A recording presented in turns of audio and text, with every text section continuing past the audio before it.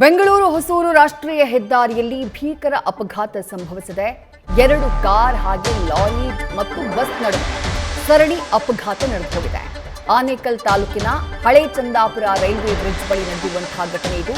ಅದೃಷ್ಟವಶಾತ್ ಸಣ್ಣ ಪುಟ್ಟ ಗಾಯಗಳೊಂದಿಗೆ ಪ್ರಯಾಣಿಕರು ಪಾರಾಗಿದ್ದಾರೆ. ಮುಖಾಮುಖಿ ಡಿಕ್ಕಿಯ ರಭಸಕ್ಕೆ 2 ಕಾರ್ಗಳು ಜಖಮ್ಮಾಗಿದ್ದಾವೆ.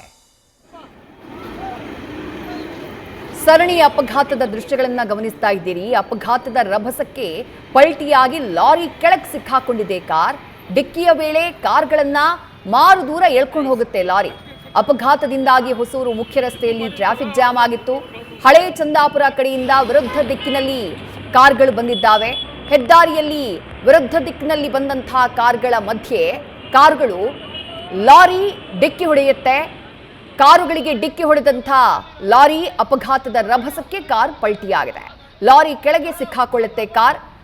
ಸಾಕಷ್ಟು ದೂರ ಕಾರನ್ನ ಎಳ್ಕೊಂಡು ಹೋಗಿದೆ.